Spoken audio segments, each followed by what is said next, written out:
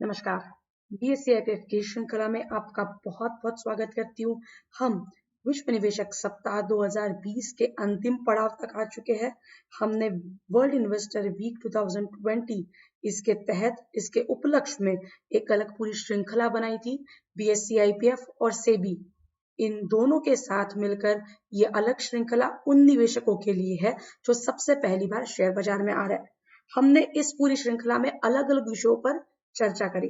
यदि कोई निवेशक सबसे पहली बार शेयर बाजार में आता है तो उसके लिए क्या क्या चीजें जानना बेहद जरूरी है, फिर वो ऑनलाइन अकाउंट कैसे खोलते हैं, ऑफलाइन अकाउंट कैसे खोलते हैं, अगर कोई सामान्य निवेशक को अच्छा निवेशक बनना है तो उसने अपनी अपनी जो रहन सहन है या फिर उसकी जो क्या कहते हैं उसको कौन सी गुड प्रैक्टिसेस उसने करनी चाहिए, उस पर भी बात करें।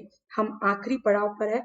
इस वीडियो में हम बात करेंगे कि यदि कोई निवेशक है तो कौन सी चीजें उसने अपने मस्तिष्क में याद रखनी चाहिए। फिर हम बात करेंगे एक्सचेंज से क्या कम्युनिकेशन आता है और फिर बात करेंगे निवेशक के क्या अधिकार होते हैं इस विषय पर। यही विषय इंग्लिश, मराठी और हिंदी में उपलब्ध है। आपकी सहूलियत के हिसाब से आप यूट्यूब चैनल पर जा सकते हैं और वहां पर इस श्रृंखला को देख सकते हैं। बीएससीआईपीएफ और सेबी को धन्यवाद बोलना मत भूलिएगा क्योंकि उन्होंने ये पहल करी है।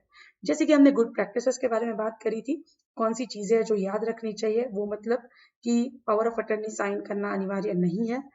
पॉलिसीज क्या है, प्रोसीजर क्या है, ब्रोकरेज रेट क्या है, ये एक बार देख लेना चाहिए, याद रखना चाहिए।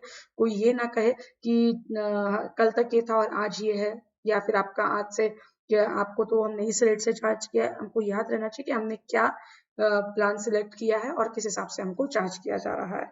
हमको हमारा ही ईमेल एड्रेस और मोबाइल नंबर देना है ताकि जो कुछ कम्युनिकेशन है वो हम ही को आए।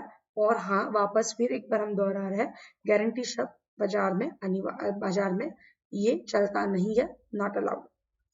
कम्युनिकेशन एक्सचेंज से क्या क्या आना चाहिए? एक कि वेलकम ईमेल आना चाहिए। दूसरा, एसएमएस जो आते हैं उसके लिए exchange free of cost service देता है। उसके लिए कोई भी एक्स्ट्रा पैसा आपको चार्ज नहीं कर सकता, और यदि कोई एक्स्ट्रा पैसा चार्ज कर रहा है तो वो गलत कर रहा है। एक्सचेंज से फ्री ऑफ कॉस्ट एसएमएस और ईमेल अलर्ट आते हैं। जो कुछ भी ट्रेड होता है, जो कुछ भी ट्रांजैक्शन होता है आपके ट्रेडिंग और डीमैट अकाउंट दोनों में, मंथली बैलेंस अवेलेबल होता है स्टॉक ब्रोकर के साथ, फंड का भी बैलेंस, सिक्योरिटी का भी बैलेंस। और आपने यदि सिक्योरिटीज कहीं प्लेज कर रखी है, मॉर्गेज कर रखी है और पैसा उठाया है तो उसकी जानकारी भी स्टॉक ब्रोकर के पास होती है, जो वो ईमेल जरिए आप तक पहुंचाते हैं। सो स्टॉक ब्रोकर ये हमेशा सारी जानकारी पहुंचाता है और एक्सचेंज से भी ये सारी जानकारी आप तक पहुंचती है। उसके बाद आपके यदि हम निवेशक है तो हमारे क्या अधिकार है? हमको केवाईसी 7 दिनों के भीतर मिल जानी चाहिए। आपका अकाउंट एक बार खुल जाता है तो 7 दिनों के भीतर केवाईसी मिलना अनिवार्य है। यदि नहीं मिलती है तो एक बार जरूर चेक कर ले कुछ प्रॉब्लम है नहीं है, लेकिन वो मिलना जरूरी है। अगर लेट हो रहा है और आपने इन्वेस्ट कर दिया, कोई कम्युनिकेशन नहीं हो रहा है, तो छानबीन जरूर कर ले। आपका अकाउंट रनिंग अकाउंट है कि बिल टू बिल अकाउंट है, ये एक बार देख लेंगे। आप ही खुद तय करेंगे कि कौन से सेगमेंट पे जाना है, कैश, डेरिवेटिव्स, कमोडिटी, फॉरेक्स कहाँ जाना है, ये आप ही तय करेंगे। म्यूचुअल फंड्स का अकाउंट, म्यूचुअल फंड्स आपको डीमैट में चाहिए नहीं चाहिए, सारी चीजें हम ही तय करेंगे। एक्सचेंज भी हमको तय करने की अनुमति है।